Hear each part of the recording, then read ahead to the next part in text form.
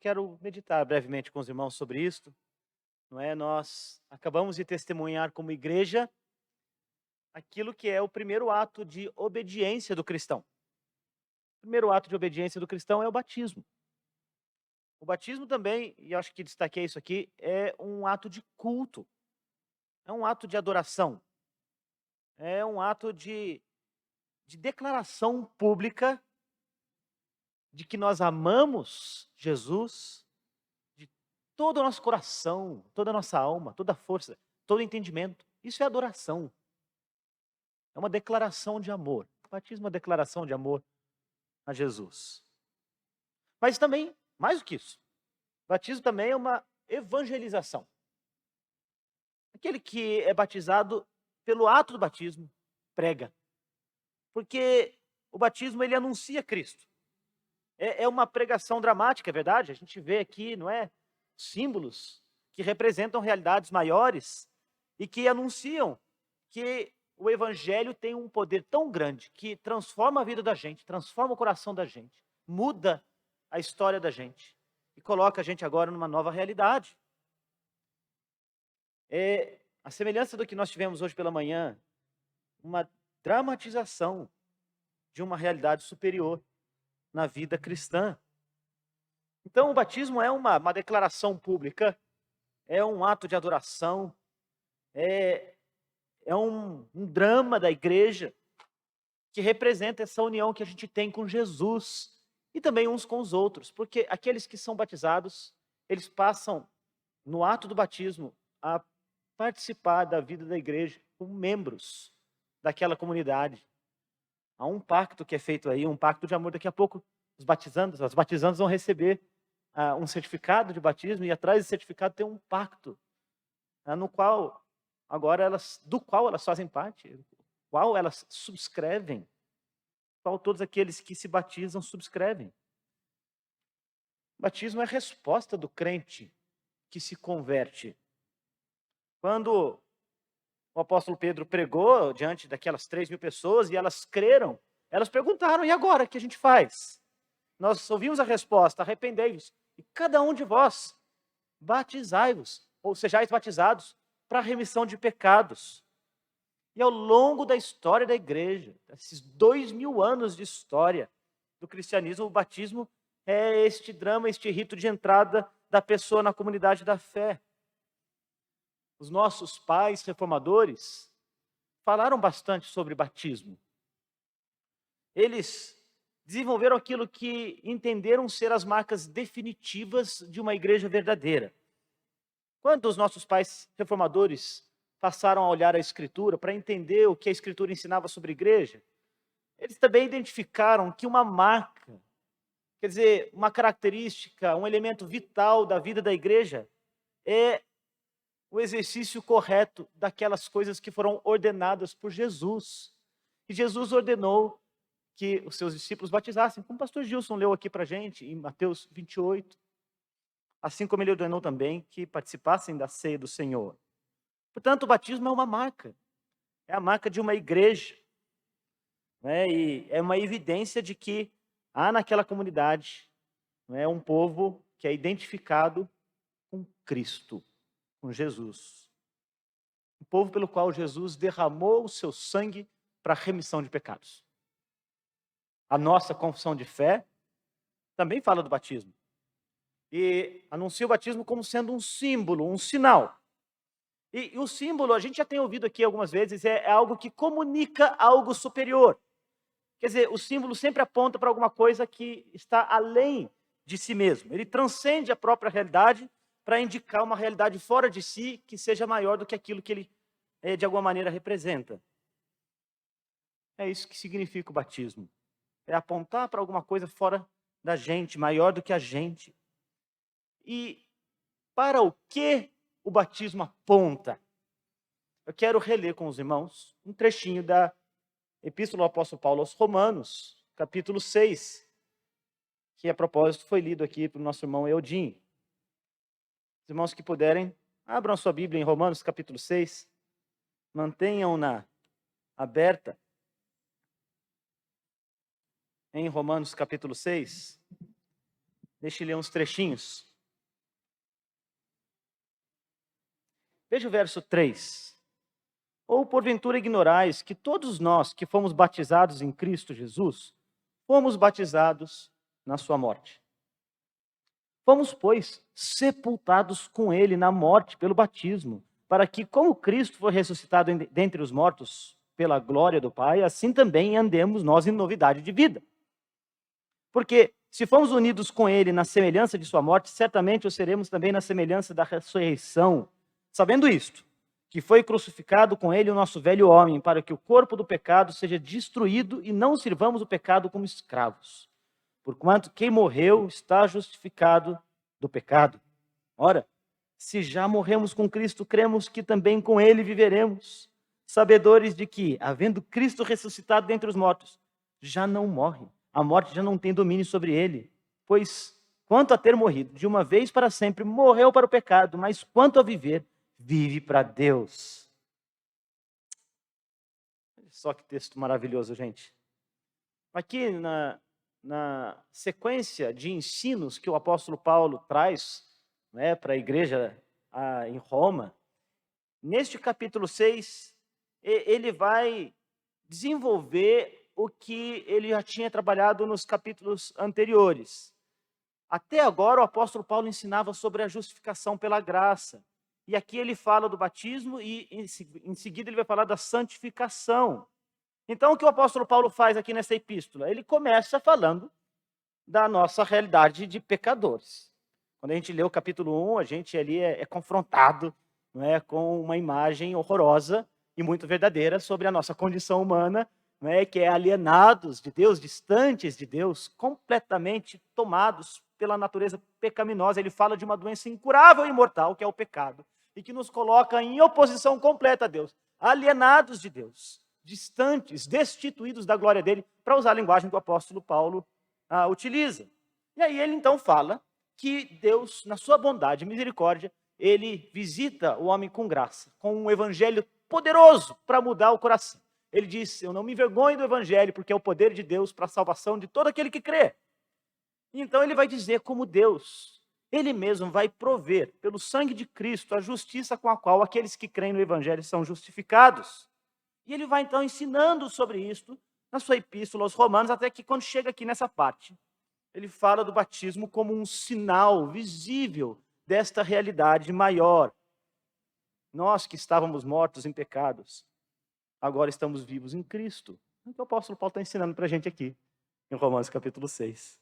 Né? Para ilustrar para a gente a realidade de uma nova vida, de uma vida transformada, de uma vida de pessoas que agora foram justificadas, pessoas que agora carregam a marca de Cristo, que é uma vida marcada pela novidade. Ele vai até usar um jogo de linguagem aqui que fala de vida e morte. Você percebeu a linguagem dele aqui? Primeiro ele fala da morte, né? Olha o que ele vai dizer.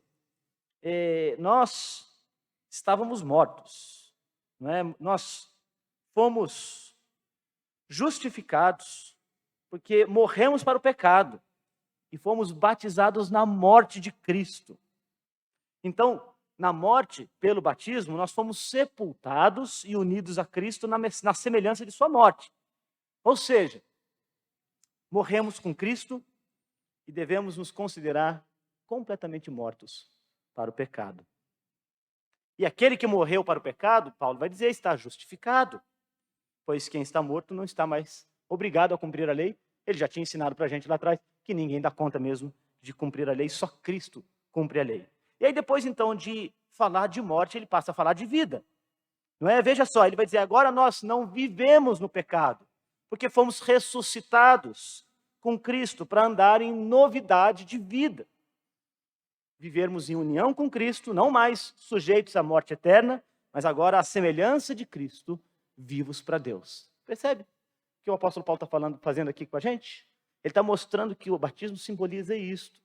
Simboliza que nós morremos, nós que éramos mortos, em Cristo, morremos para nós mesmos. Morremos para os nossos velhos hábitos. Morremos para a nossa maneira de pensar e de enxergar o mundo. Nós morremos para o nosso ego. Nós morremos para este mundo e sendo sepultados com Cristo, nós ressurgimos com Ele para uma novidade de vida. Nós agora vivemos com Cristo, na justiça de Cristo, pela fé em Cristo, com uma nova mentalidade, uma maneira nova de enxergar o mundo, uma maneira nova de viver a vida, com novos valores agora seguindo a vontade de Deus.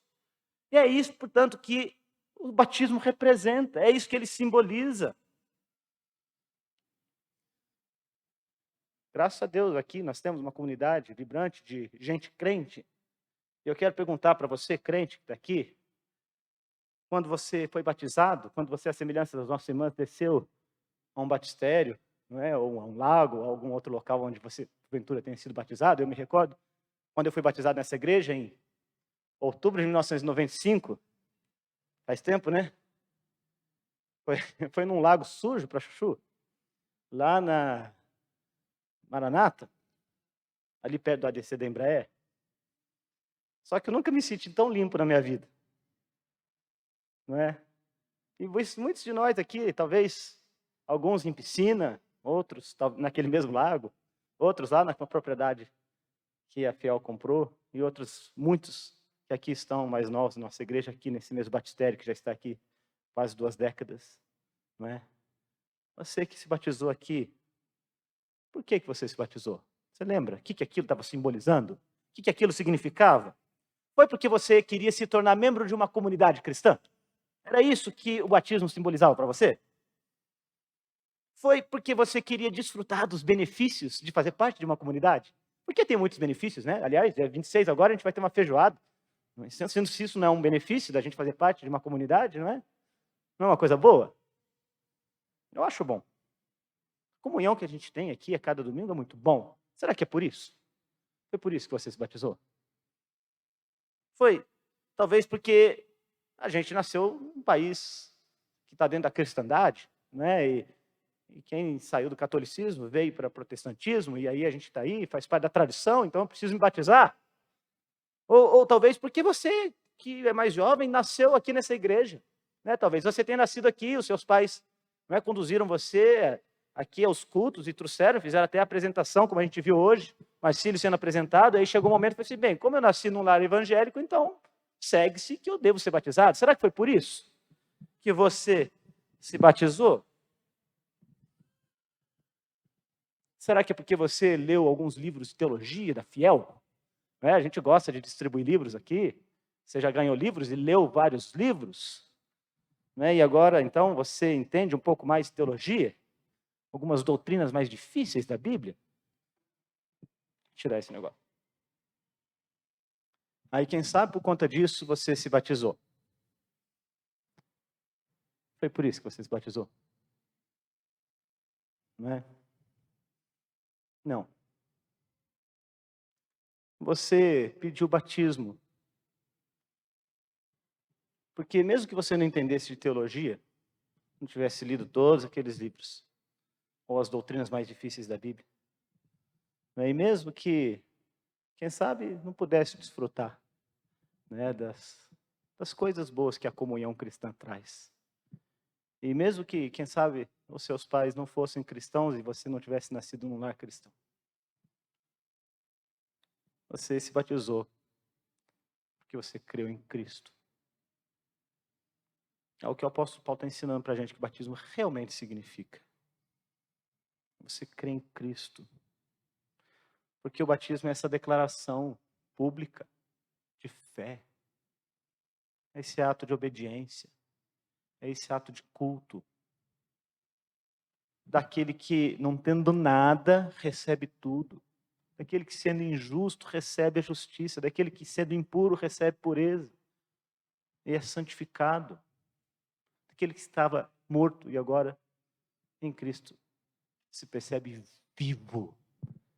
Vivo. E tem uma vitalidade tal que precisa ser expressa. Às vezes, com alguma timidez, a gente até tem dificuldade de dizer alguma diante do povo, não é? Aquelas coisas que Deus fez no coração da gente, mas aí a gente vem aqui e prega pelo batismo. Porque é isso que ele faz. Mesmo na nossa timidez, mesmo na falta de palavras. Ele representa essa nova roupagem de justiça e de vida que a gente recebe, as vestes de justiça do amado Salvador Jesus.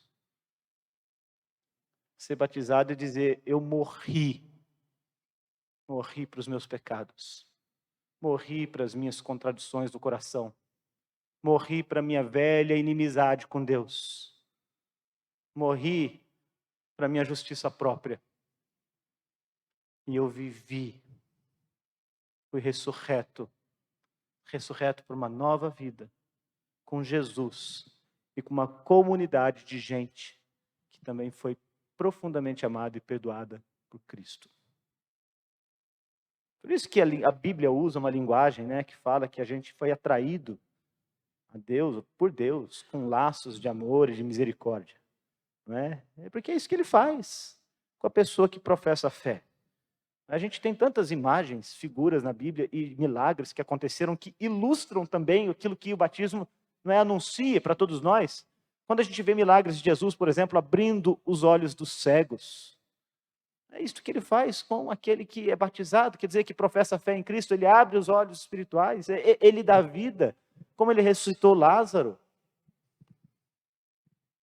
Ele alcança a gente, como aquele pastor que vai atrás da sua ovelha. Então você que está aí, que se batizou e se lembra, né, daquele momento especial, precisa entender que o batismo é dizer sim para o Evangelho, é dizer sim para Jesus, é dizer sim para esse que é o nosso maior tesouro, que é Cristo. O Evangelho é um sinal da conversão nossa para Jesus. É que o coração foi circuncidado. Era um coração de pedra, foi trocado por um coração de carne, como aliás ensina Ezequiel, o profeta. Não é? Deus agora escreve a lei dele no coração da gente. E meus irmãos, isso é graça. Isso é graça. É presente de Deus, foi pela graça, é de graça. E isso é batismo. É isso que é ensinado para a gente, né? Nessa sublime e solene dramatização da morte e da vida em Jesus. É o milagre da transformação da vida pelo símbolo do batismo. Presta atenção nesse texto, na linguagem que o apóstolo Paulo fala. Na morte fomos batizados, sepultamos com ele o nosso velho eu, sepultamos os nossos pecados, ressuscitamos com Cristo para uma nova identidade. Então, quero caminhar para a minha conclusão e dizer que o batismo é um símbolo das bênçãos maravilhosas do Evangelho, da resposta ao Evangelho, da obra transformadora do Espírito Santo. Ele simboliza arrependimento e perdão e nova vida. Você foi imerso um dia nessas águas, pelo Espírito você foi vivificado e agora você obedece, tem essa vitalidade e saúde espiritual. E isso tudo chama a uma importante reflexão, inclusive que quero aqui propor para vocês. Leiam a conclusão do que o apóstolo Paulo ensina para a gente nessa epístola, capítulo 6 especialmente, quando do verso 15 em diante, ele começa a ensinar que aqueles que, pelo ato do batismo, representaram todas essas realidades espirituais maravilhosas, passam a viver uma vida nova, uma vida santa, uma vida que é marcada por novos valores. E é preciso que a gente faça essa indagação para a gente mesmo. Se nós temos abraçado essa fé, quer dizer, esses valores, essa lei inscrita no coração da gente, e buscado vivê-la com todo vigor, buscado essa santificação, se nós temos buscado intencionalmente, com a ajuda de Deus, o poder do Espírito, viver à altura daquela profissão de fé que um dia a gente fez e que agora a gente vive para Cristo. A gente é secado de um mundo terrível e que odeia Cristo e o seu Evangelho. Tudo que a gente tem ao nosso redor é propaganda disto. E essa propaganda, às vezes, tem o poder de confundir o entendimento da gente. Não é? E a gente se vê, às vezes, até seduzido por essas coisas, porque o nosso coração ele é enganoso. E mesmo depois de transformado, a gente é sujeito ainda a pecado. E até mesmo a cauterizar a consciência da gente. E é por isso que a gente precisa olhar para esse dia lá atrás. Seja em 1995, se você for tão antigo quanto eu, ou seja, o ano que for, que você fez essa declaração pública da sua fé. E lembrar daquilo que você expressou no seu batismo. E avaliar se a sua caminhada, a sua trajetória junto de Jesus, de alguma maneira, testemunha ainda esta realidade transformadora que te levou em primeiro lugar para as águas do batismo. Suas decisões do dia a dia, os valores que você expressa, a maneira como você se relaciona com as pessoas. Essas coisas também anunciam Cristo, como o batismo anunciou um dia. Você, Rebeca, Célia, que se batizaram hoje. O batismo de vocês chama vocês a uma responsabilidade de vida, né? E de alguma maneira impõe um compromisso de que vocês vivam para Jesus, vivam para Cristo, não é? Como Jesus diz para a gente, que a gente tem que estar disposto a morrer todos os dias. Morrer para nós mesmos, mortificando os nossos pecados, os feitos da carne. Tomar a cruz, seguir Jesus. E se nós temos aqui alguém que talvez não tenha ainda tomado essa decisão, feito essa mesma profissão de fé, não tenha se batizado, será que, tendo ouvido o Evangelho, ouvindo a pregação, ouvido sobre Cristo, você já tem, para usar a linguagem do apóstolo Pedro, que usou a linguagem do salmista, você tem visto, sentido que o Senhor é bom, que sem Cristo nós não temos nada, que com Ele a gente tem tudo que a gente precisa. Se você já desfruta dessa certeza, se você já tem essa convicção, não perca tempo. Está aqui, como diz o etíope, se já tem água aqui, por que não me batizar? Peça à igreja, peça aos pastores, aos irmãos, discipuladores, que ensinem sobre Jesus para você. Que você possa descer essa mesma água e fazer essa profissão de fé. Você já creu em Cristo? Se você creu em Cristo, faça isso. Você já foi batizado? Siga essa vida de amor que um dia você declarou no ato do batismo. Deus abençoe você. Deus abençoe a sua vida.